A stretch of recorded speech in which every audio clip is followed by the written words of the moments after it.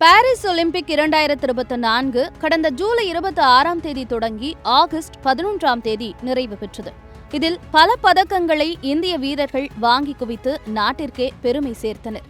பல கொண்டாட்டங்கள், பல நிகழ்ச்சிகரமான நிகழ்வுகள் இருந்தபோதிலும் இந்தியாவே மிகுந்த ஆவலுடன் உற்று நோக்கிய ஒரே ஒரு நபர் என்றால் மல்யுத்த வீராங்கனையான வினேஷ் போகத்தை தான். பாலியல் துன்புறுத்தலுக்கு ஆளானதாக கடந்த 2023ஆம் ஆண்டு போராடிய மல்யுத்த வீரர்களில் வினேஷ் போகட்டும் முக்கிய நபர் ஆவார். பல மாதங்களை கடந்த பிறகு போராட்டம் நிறுத்தப்பட்டது. இந்த நிலையில் 2024 பாரிஸ் ஒலிம்பிக்ஸ் தொடரில் கலந்து கொள்ள வினேஷ் போகத் பாரிஸ் சென்றிருந்தார். 30 வயதான அவர் பெண்களுக்கான 50 கிலோ ஃப்ரீ ஸ்டைல் மல்யுத்த பிரிவில் கலந்து கொண்டு சிறப்பாக விளையாடினார். இதில் பல சாதனைகளையும் படைத்தார். பல தடைகளை தாண்டி யாரும் இதுவரை தோற்கடித்திராத 4 முறை ஒலிம்பிக் சாம்பியனான ஜப்பானின் யூ சுசாகியை வீழ்த்தி இறுதிப் போட்டிக்கு தகுதி பெற்றார். இந்த வெற்றிக்கு பிறகு அவர் நிச்சயம் தங்க பதக்கம் வெல்வார் என்று இந்தியாவே எதிர்பார்த்தது. ஏனெனில் விளையாட்டு போட்டிகளில் மல்யுத்த இறுதிப் போட்டிக்கு தகுதி பெற்ற முதல் இந்திய பெண் என்ற பெருமையை போகட் தான் பெற்றிருந்தார்.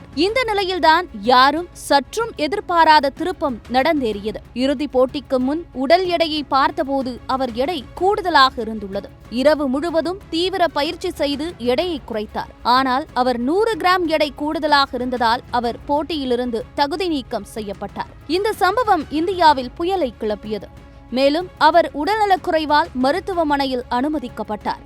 ஒலிம்பிக்கிலிருந்து அவர் தகுதி நீக்கம் செய்யப்பட்டதை தொடர்ந்து தனது தகுதி நீக்கத்தை எதிர்த்து விளையாட்டுக்கான நடுவர் நீதிமன்றத்தில் தனக்கு வெள்ளிப் பதக்கத்தை வழங்குமாறு மேல்முறையீடு செய்தார். இருப்பினும் ஒரு வார கால விசாரணைக்கு பிறகு CAS தீர்ப்பும் போகட்டிற்கு ஆதரவாக வரவில்லை. மேலும் அவர் பாரிஸிலிருந்து வெறுங்கையுடன் திரும்ப வேண்டியிருந்தது. இந்த முழு சம்பவத்தையும் பிரதிபலிக்கும் வகையில் இந்திய அரசு அவர்கள் சார்பாக வழக்கை தாக்கல் செய்திருக்க வேண்டும். ஆனால் அதை செய்யவில்லை என கூறினார். இதற்கிடையே இணையத்தில் ஒரு பதிவு தீயாய் பரவியது. அதில் அவர் மருத்துவமனையில் படுத்திருப்பதும் அவர் அருகில் இந்திய ஒலிம்பிக் சங்க தலைவர் PT உஷா அவருக்கு ஆறுதல் சொல்வது போல் இடம்பெற்றிருந்தது. இதுகுறித்து அவர் பேசும்போது அவர் என்னை சந்தித்தார், ஆனால் அவர் எந்த ஆதரவும் தரவில்லை என்று வினேஷ் போகட் கூறினார். அதாவது அவர் என்ன கூறினார் என்றால், எனக்கு என்ன ஆதரவு கிடைத்தது என்று எனக்கு தெரியவில்லை. PT உஷா மேடம் என்னை மருத்துவமனைக்கு வந்து சந்தித்தார். ஒரு புகைப்படம் கிளிக் செய்யப்பட்டது. நீங்கள் சொன்னது போல் அரசியலில் மூடிய கதவுகளுக்கு பின்னால் நிறைய நடக்கிறது. அதேபோல் பாரிஸிலும் அரசியல் நடந்தது. அதனால்தான் என்னை மல்யுத்தத்தை விட்டுவிடாதீர்கள் என்று நிறைய பேர் சொல்கிறார்கள். எதற்காக நான் தொடர வேண்டும்? எல்லா இடங்களிலும் அரசியல் இருக்கிறது. மருத்துவமனை படுக்கையில் இருக்கிறீர்கள். வெளி வாழ்க்கையில் என்ன நடக்கிறது என்று தெரியாத நிலையில் உங்கள் வாழ்க்கையின் மிக மோசமான கட்டங்களில் ஒன்றை நீங்கள் கடந்து செல்கிறீர்கள்.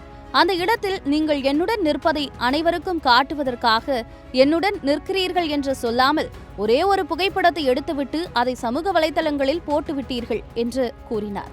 விளையாட்டு போட்டிகளிலிருந்து தகுதி நீக்கம் செய்யப்பட்ட ஒரு நாள் கழித்து போகட் மல்யுத்தத்திலிருந்து ஓய்வு பெறுவதாக அறிவித்தார். அதாவது, அம்மா, மல்யுத்தம் என்னை ஜெயித்தது, நான் தோற்றேன். உன் கனவு, என் தைரியமெல்லாம் உடைந்து விட்டது. எனக்கு இப்போது வலிமையில்லை. குட் பை மல்யுத்தம். உங்கள் அனைவருக்கும் நான் என்றும் கடமைப்பட்டிருப்பேன், மன்னிக்கவும் என்று தனது எக்ஸ் கணக்கில் தனது ஓய்வு அறிவிப்பை எழுதினார். பின்னர் வினேஷ் தனிப்பட்ட காரணங்களுக்காக தான் பணியாற்றி வந்த இந்திய ரயில்வேயிலிருந்து ராஜினாமா செய்தார் மற்றும் பஜ்ரங் புனியாவுடன் ஹரியானா சட்டமன்ற தேர்தலுக்கு முன்னதாக காங்கிரஸில் சேர்ந்தார்.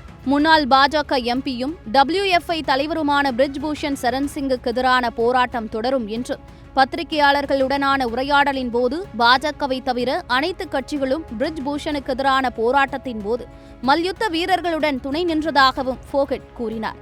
இது தற்போது பெரும் பேசுபொருளாக மாறியுள்ளது. விளையாட்டுத் துறையிலும் அரசியல் நடக்கிறது என இந்த சம்பவத்தின் மூலம் உணர முடிகிறது. இந்தியாவிற்கு கிடைக்க இருந்த பெருமையை அரசியல் ஆதாயத்திற்காக கெடுத்து விட்டார்களோ என ஆதங்கப்பட வைக்கிறது.